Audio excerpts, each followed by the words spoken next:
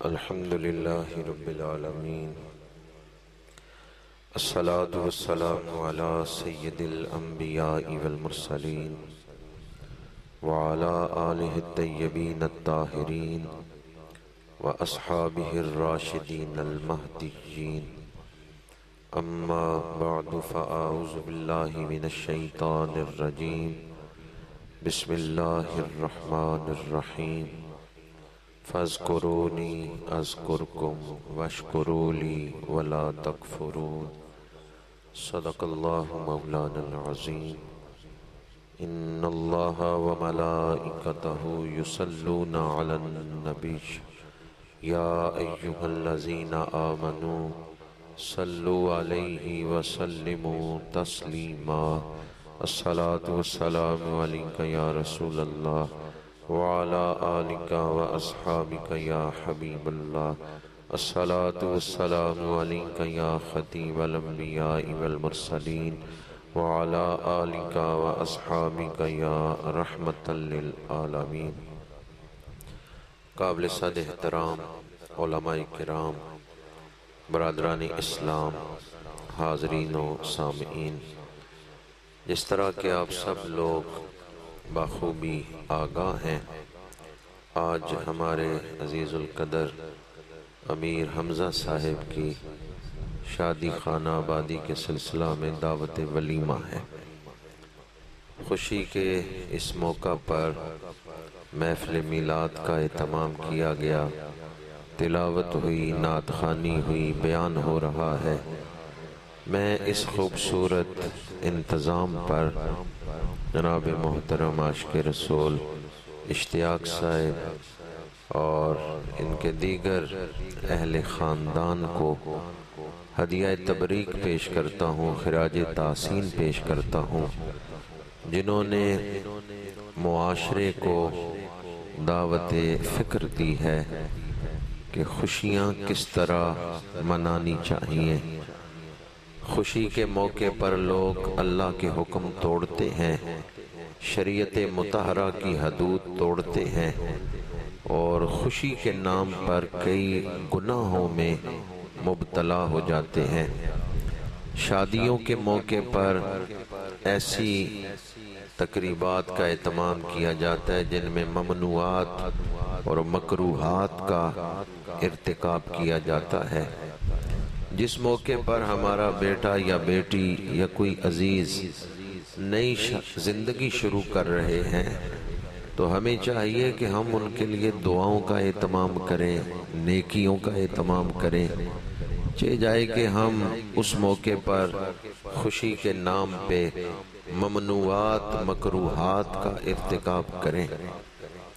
مومن جب خوش ہوتا ہے تو وہ پہلے سے زیادہ اپنے رب کو یاد کرتا ہے. عام دنوں میں 5 نمازیں ہیں، عید والے دن 6 نمازیں ہیں. یہ نماز عید اس بات کا ثبوت ہے کہ جس دن ہم خوش ہوتے ہیں ہم اللہ کی عبادت پہلے سے زیادہ کرتے ہیں. عید والے دن ہم پہلے نماز عید پڑھتے ہیں، بعد میں خوشیوں کا اہتمام کرتے ہیں. تو یہ جو ترتیب ہے کہ نماز فجر کے بعد پہلا کام ہم یہ کرتے ہیں کہ نماز عید ادا کرتے ہیں. جو ہی اشراق کا وقت شروع ہوتا ہے مختلف مقامات پہ عید کی نمازیں شروع ہو جاتی. تو عید کے دن یہ جو ترتیب ہے کہ پہلے ہم نماز عید ادا کرتے ہیں، بعد میں خوشیوں کا اہتمام، یہ ترتیب بھی بتا رہی ہے کہ جس نے خوشیاں عطا کی ہیں پہلے اس کی بارگاہ میں سر جھکائیں. خوشیاں مل رہی ہیں تو یہ اللہ کے فضل سے مل رہی ہیں، یہ اللہ کی رحمت سے مل رہی ہیں. خوشیوں کا اہتمام بعد میں ہوگا، پہلے خوشیاں دینے والے منعم حقیقی کی بارگاہ میں سر جھکایا جائے گا. قرآن پاک میں اللہ کریم نے حکم دیا فَاذْكُرُونِي أَذْكُرْكُمْ وَاشْكُرُوا لِي وَلَا تَكْفُرُونَ. تم میرا ذکر کرو میں تمہارا ذکر کروں گا، تم توبہ کے ساتھ مجھے یاد کرو میں بخشش کے ساتھ تمہیں یاد کروں گا، تم دعا کے ساتھ مجھے یاد کرو، میں قبولیت کے ساتھ تمہیں یاد کروں گا۔ تم نیک اعمال کر کے مجھے یاد کرو، میں اجر عطا کر کے تمہیں یاد کروں گا۔ تم بیماری میں مجھے یاد رکھو، تم صحت میں مجھے یاد رکھو، جب تم بیماری میں ہوگے میں اس وقت بھی تمہیں یاد رکھوں گا۔ تم دنیا کی چند روزہ زندگی میں میرا ذکر کرو، فاذکرونی اذکرکم، تمہارا ذکر تو ختم ہو جائے گا جب دنیا کی زندگی ختم ہوگی، لیکن میں تمہیں ذکر دوام عطا کر دوں گا۔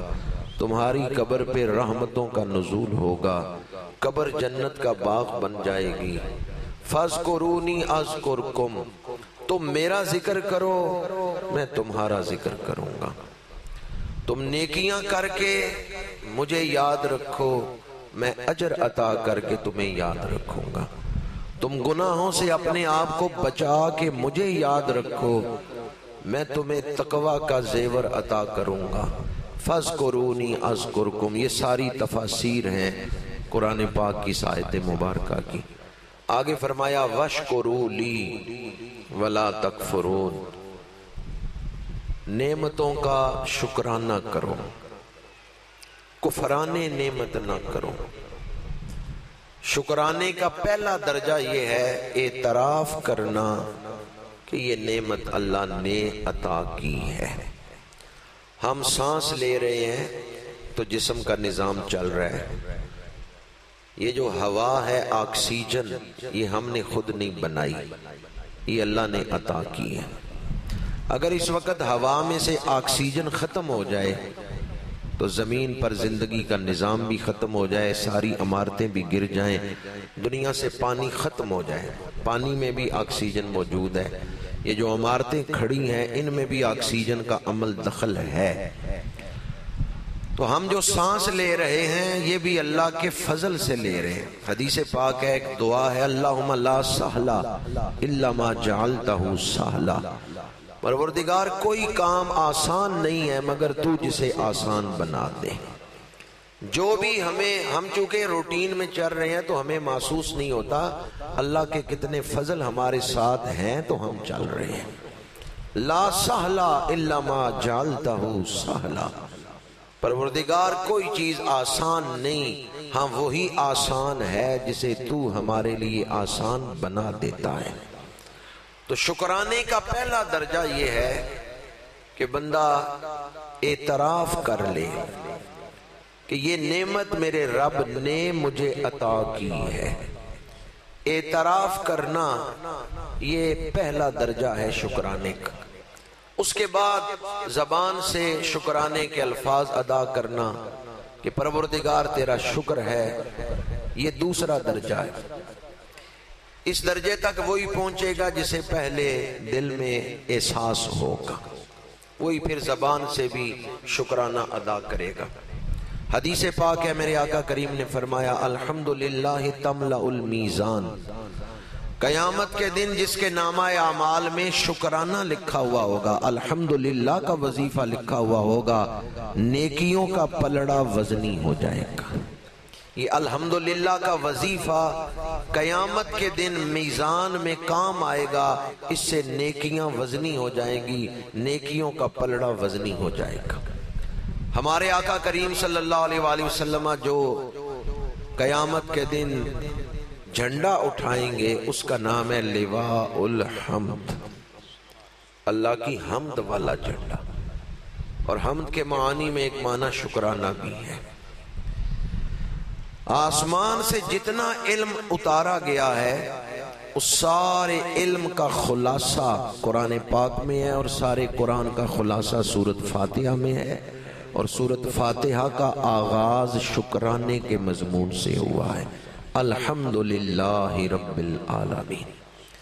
گویا آسمان سے جتنا علم اتارا گیا ہے جب اس کا خلاصہ بیان کرنا چاہیں تو شکرانے سے ہی بات شروع ہوگی۔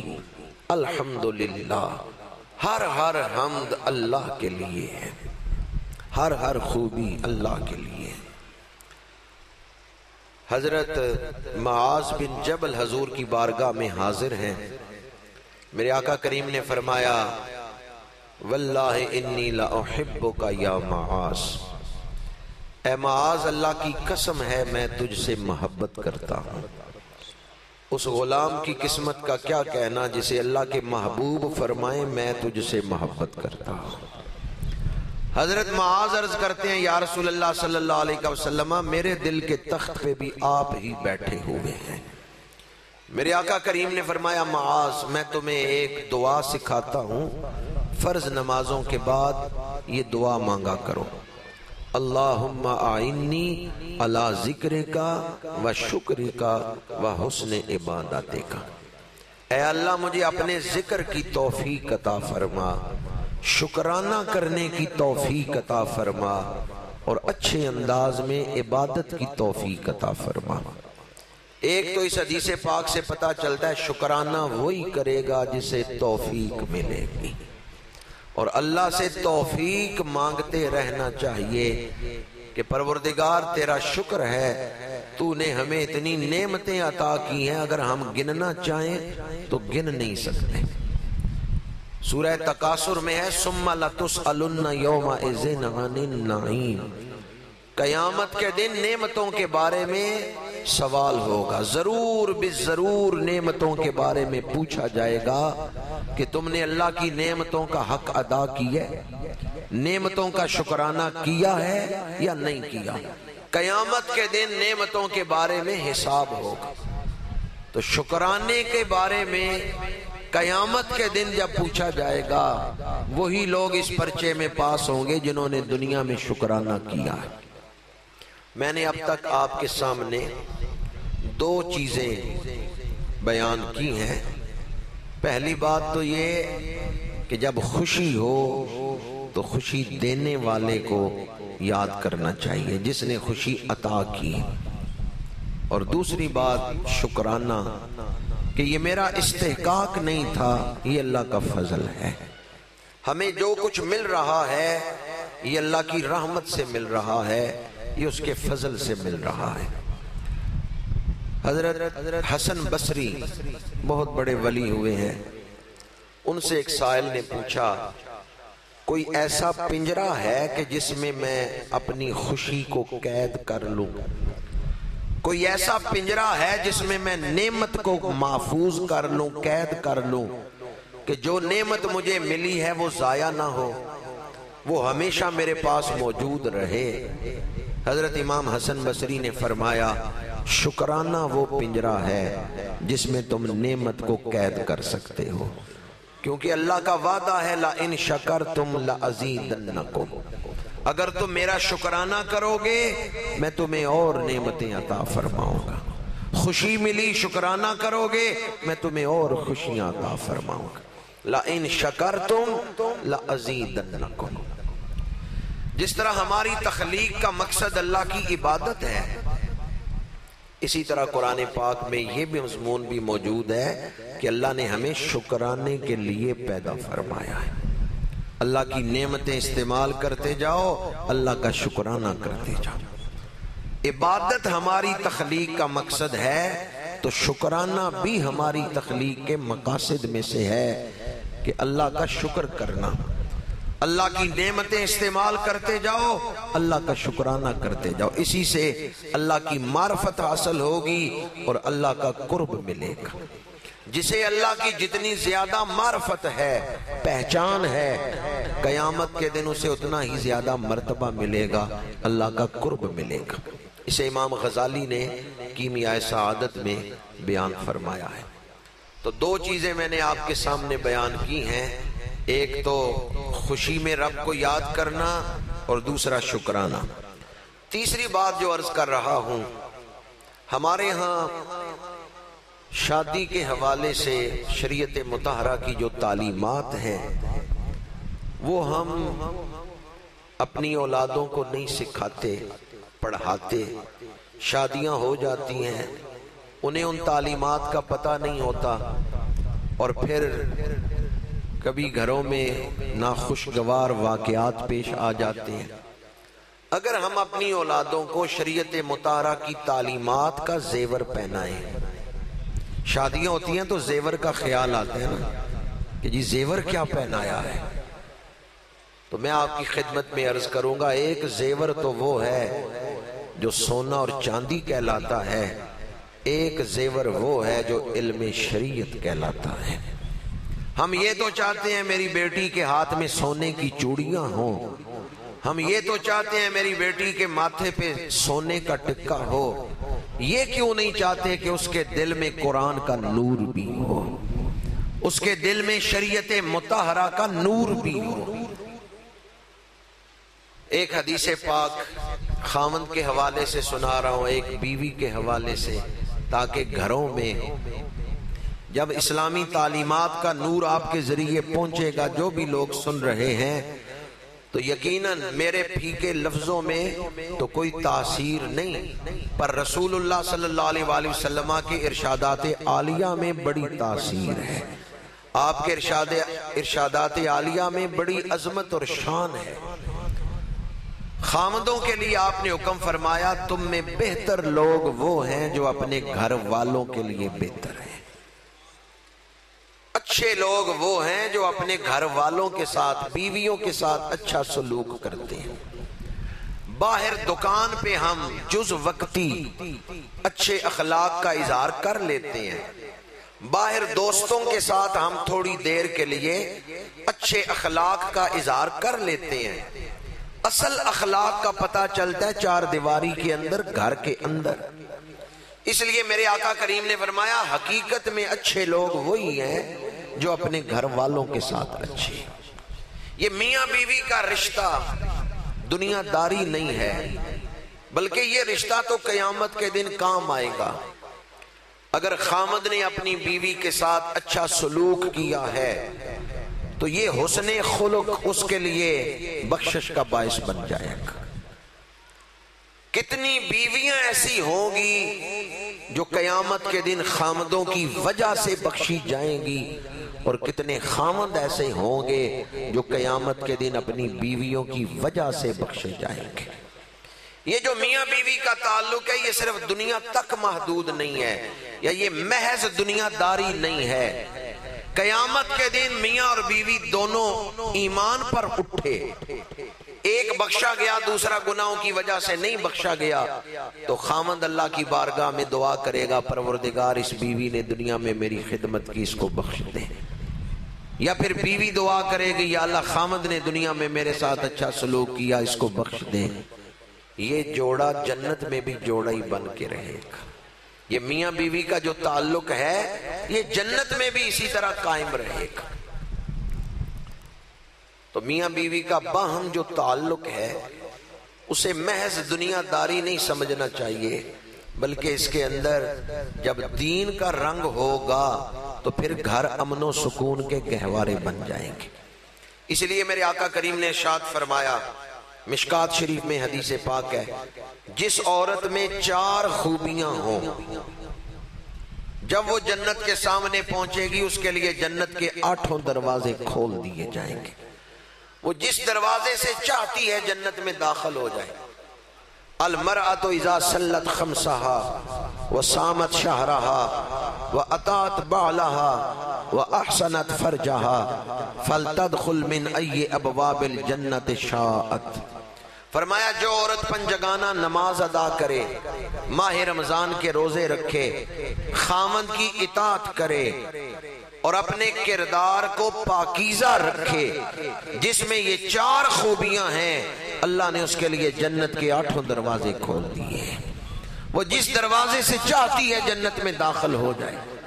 آپ لوگوں کے ذریعے میں اپنی بہنوں بیٹیوں تک یہ پیغام پہنچانا چاہتا ہوں، یہ آپ کے پاس امانت ہے حدیث پاک، جب گھر جائیں تو میری بہنوں بیٹیوں تک یہ رسول اللہ کا پیغام پہنچا دیں۔ اگر وہ یہ 4 چیزیں اپنا لیں، پنجگانہ نماز، ماہ رمضان کے روزے، خامند کی اطاعت اور کردار کی پاکیزگی، فرمایا جس عورت میں یہ 4 خوبیاں ہیں وہ جس دروازے سے چاہتی ہے جنت میں داخل ہو جائے۔ میرے آقا کریم نے خاندانی زندگی اور رشتوں کے حقوق ادا کر کے باہم اتحاد اور محبت والی زندگی گزارنے کا درس دیا ہے۔ یورپ و امریکہ میں خاندانی زندگی ٹوٹ چکی ہے، وہاں خود غرضی کی زندگی آ گئی، لیکن اسلام نے خاندان کو جوڑا ہے۔ داماد کو سسر کے ساتھ کیسے رہنا چاہیے، حدیث پاک ہے تیرے 3 باپ ہیں، ایک وہ جس کے صلب سے تو پیدا ہوا، دوسرا استاد جس نے تجھے پڑھایا، تیسرا وہ سسر جس نے اپنی بیٹی تیرے نکاح میں دے دی۔ تو اس حدیث پاک میں حضور نے داماد کو حکم دیا ہے کہ سسر کو بھی اپنے باپ کی طرح سمجھے اور عزت دے۔ دوسری طرف سسر کو داماد کے ساتھ کیسا سلوک کرنا چاہیے، خود اسوہ حسنہ پڑھ لیں۔ میرے آقا کریم نے حضرت عثمان غنی سے کیسے محبت فرمائی ہے، حضرت مولا علی شیر خدا سے کیسے محبت فرمائی ہے، کی سیرت پاک ہمارے سامنے موجود۔ اگر ہم ان اسلامی تعلیمات کو سامنے رکھیں تو ہمارے گھر امن و سکون کے گہوارے بن جائیں۔ دور حاضر میں چونکہ یہ دور سوشل میڈیا کا دور، تو سوشل میڈیا پہ غیر مسلم بھی اسلامی ناموں سے پیج چلاتے ہیں اور مسلمانوں کے ذہن جو ہیں وہ اس اعتبار سے خراب کرتے ہیں کہ انہیں دنیا کی چمک اور 4 دن کی جو ظاہری چمک دمک ہے اس کا دل دادا بنا رہے۔ میں نے آج اپنی گفتگو اس بات سے شروع کی کہ آج دعوت ولیمہ میں تلاوت ہوئی، نعت خوانی ہوئی، بیان ہوا، یہ معاشرے کو اصلاح کی دعوت ہے کہ ہمیں اس انداز میں شادیاں کرنی چاہیے۔ میرے ایک دوست نے باہر سے مجھے یورپ سے فون کیا، اس کی شادی تھی، اس نے کہا جی فلاں تاریخ کو میرا نکاح ہے تو میں چاہتا ہوں مائیوں کی رسم نہ کریں اور محفل میلاد کریں، تو کیا آپ ٹائم دے دیں گے؟ میں نے کہا ٹھیک ہے۔ تھوڑی دیر بعد پھر اس کا فون آیا اور مجھے کہنے لگا اگر مائیوں کی محفل نہ کریں نکاح تو ہو جاتا ہے نا؟ میں نے کہا نکاح ہو جاتا ہے، مائیوں کا تو کوئی تعلق نہیں نکاح کے ساتھ۔ اس نے کہا گھر میں نے فون کیا ہے تو میری والدہ بھی کہہ رہی ہے، میری بہن بھی کہہ رہی ہے پتر مائیاں نہ کریے تو نکاح تو ہوتا ہی نہیں۔ اگر آپ لوگوں کو جو اس وقت میری گفتگو سن رہے ہیں اگر آپ کو دین کا علم ہے تو اس کا مطلب یہ نہیں کہ ساری دنیا کو ہی پتہ ہے مسائل کیا ہیں۔ بڑے بڑے جاہل لوگ بھی دنیا میں موجود، بالخصوص عورتیں جب ایسی بات کرتی ہیں انہیں کہا نکاح کیڑا ہے جدے چ مائیاں ہی نہیں۔ تو اس شخص نے مجھے فون کیا، وہ کہتا ہے میری والدہ کہتی ہے مائیاں دی محفل نہ کریے تو نکاح ہی نہیں ہوتا، حالانکہ نکاح کا اس سے کوئی تعلق نہیں۔ اور کئی فیملیاں تو ایسی ہیں بڑے شہروں میں، لاہور، کراچی، اسلام آباد، جن میں شادیاں ہندوانہ رسموں کے ساتھ ہو رہی۔ ہندوانہ رسمیں جو ہیں وہ مہندیوں پہ پوری کی جا رہی۔ ہندوستان کے ساتھ کرکٹ کا میچ ہو تو ہم اس طرح دیکھتے ہیں جیسے جنگ ہو رہی ہے۔ ہم نے کھیل کو جنگ بنا دیا، حالانکہ وہ کھیل ہے، لیکن ہم میچ اس طرح انڈیا کے ساتھ کھیلتے ہیں جیسے جنگ کر رہے ہیں۔ اور جب شادیوں کا موقع آتا ہے اسی ہندوستان کی رسمیں ہم زندہ کرتے ہیں۔ ہندوؤں کی رسمیں ہم نے آج تک زندہ رکھی ہوئی ہیں۔ پاکستان کیوں بنایا تھا اگر ہندوؤں کی رسمیں زندہ رکھنی تھی؟ وہاں تو 2 قومی نظریہ ہم نے پیش کیا تھا، ہندو الگ قوم ہے، مسلمان الگ قوم ہے، لیکن اب بھی کئی جگہیں ایسی ہیں جن میں شادیوں کے موقع پر ہندوانہ رسمیں جو ہیں وہ ہم نے زندہ رکھی ہوئی ہیں۔ اب بھی ان ہندوانہ رسموں پہ عمل ہو رہا ہے۔ تو میں اشتیاق صاحب کو، ان کے اہل خاندان کو خراج تحسین پیش کرتا ہوں۔ انہوں نے یہ دیکھا کہ اللہ اور اس کے رسول کی خوشی رضا کیسے حاصل ہو سکتی ہے۔ آج اس محفل میں جو تلاوت ہوئی، نعت خوانی ہوئی، میں دعا کرتا ہوں ساری زندگی اللہ اس کی برکتیں ہمارے بیٹے امیر حمزہ کو عطا فرمائے۔ آج جو حدیثیں یہاں بیان ہوئیں، رسول اللہ کے ارشادات بیان ہوئے، اللہ رسول اللہ کی حدیثوں کا فیض اور برکت ساری عمر امیر حمزہ کو عطا فرمائے۔ میں ان الفاظ پہ گفتگو سمیٹتا ہوں وآخر دعوانا ان الحمد للہ رب العالمین۔ اللہم صلی علی سیدنا و مولانا محمد وعلی آلہ واصحابہ وبارک وسلم۔ بسم اللہ الرحمن الرحیم الحمد للہ رب العالمین الرحمن الرحیم مالک یوم الدین ایاک نعبد و ایاک نستعین اہدنا الصراط المستقیم صراط الذین انعمت علیہم غیر المغضوب علیہم ولا الضالین۔ بسم اللہ الرحمن الرحیم قل هو اللہ احد اللہ الصمد لم یلد ولم یولد ولم یکن لہ کفوا احد۔ قل هو اللہ احد اللہ الصمد لم یلد ولم یولد ولم یکن لہ کفوا احد۔ قل هو اللہ احد اللہ الصمد لم یلد ولم یولد ولم یکن لہ کفوا احد۔ الہ العالمین، جو ختمات شریفہ پڑھے گئے، جو محفل کا انتظام ہوا، تمام اعمال حسنہ کو اور ختمات شریفہ کی پڑھائی کو تیری پاک بارگاہ میں پیش کرتے ہیں، درجہ قبولیت عطا فرما۔ یہ سب بہانے ہیں تجھے راضی کرنے کے، الہی ہم گناہگاروں پہ راضی ہو جا، ہمیں اپنی رضا عطا فرما اور اپنی رحمت سے اعلیٰ اجر و ثواب عطا فرما۔ الہی ان ختمات شریفہ کا ثواب سید العالمین خاتم النبیین صلی اللہ علیہ وآلہ وسلم کی بارگاہ عالیہ میں ہدیۃً تحفۃً پیش کرتے ہیں، قبول و منظور فرما۔ آپ کے وسیلہ جلیلہ سے تمام انبیاء کرام، خلفائے راشدین، آل اطہار، حسنین کریمین، صحابہ کرام، شہداء اسلام، تمام سلاسل عالیہ کے مشائخ، بزرگان دین کو ایصال ثواب کرتے ہیں، قبول فرما۔ تمام حاضرین محفل کے آباء و اجداد کو ایصال ثواب کرتے ہیں، قبول فرما۔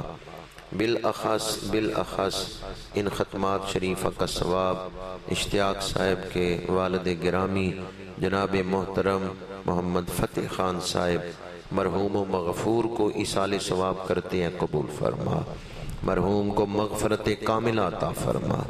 اس خاندان کے جتنے آباء و اجداد، عزیز و اقارب اس دنیا سے پردہ کر چکے ہیں، ان سب کو ایصال ثواب کرتے ہیں، قبول فرما۔ اللہم اغفر لی وللمؤمنین والمؤمنات۔ الہی اس ختم پاک کی برکتیں ہم سب کو نصیب فرما۔ جو بیمار ہیں انہیں شفا عطا فرما، جو بے روزگار ہیں انہیں برکت والا رزق عطا فرما، جو بے اولاد ہیں انہیں نیک اولاد عطا فرما، جن کی اولادیں جوان ہیں انہیں اچھے رشتے عطا فرما۔ ہماری اولادوں کو ہماری آنکھوں کی ٹھنڈک بنا دے۔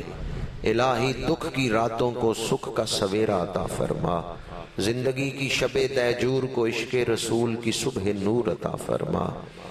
الہی ہمیں دائمی رحمتیں عطا فرما، دائمی خوشیاں عطا فرما۔ آج اس محفل میں جو تلاوت نعت خوانی ہوئی، جو ختمات شریفہ پڑھے گئے، ان کی برکت ساری عمر عزیز القدر امیر حمزہ کو عطا فرما۔ امیر حمزہ کی زندگی میں آنے والا ہر دن خوشیوں والا دن بنا دے۔ جس محبت سے دونوں گھروں نے یہ رشتہ جوڑا ہے، اس محبت میں اور برکتیں عطا فرما، اور امیر حمزہ کے نکاح کو بقائے نسل کا باعث بنا دے۔ زوجین کو ذہنی ہم آہنگی عطا فرما۔ الہی ہم ان دونوں کو، میاں بیوی کو تیری پناہ میں دیتے ہیں، انہیں اپنی حفاظت عطا فرما۔ الہی نظر بد سے اور حاسدین کے حسد سے محفوظ فرما۔ الہی ان کی زندگی میں ہر دن خوشیوں والا دن بنا دے، اپنی رحمت اپنے فضل کا معاملہ فرما۔ الہی کوئی ایک شخص بھی اس دعا میں جو شامل ہے وہ تیری رحمت سے محروم نہ رہے۔ ہم نے سائل بن کے تیری بارگاہ میں ہاتھ پھیلائے ہیں، الہی اپنے سائلوں پہ نگاہ کرم فرما دے۔ پاکستان جن بحرانوں میں مبتلا ہے، ان سے نجات عطا فرما۔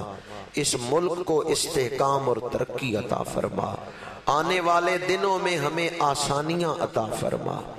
رب اغفر ورحم وانت خیر الراحمین۔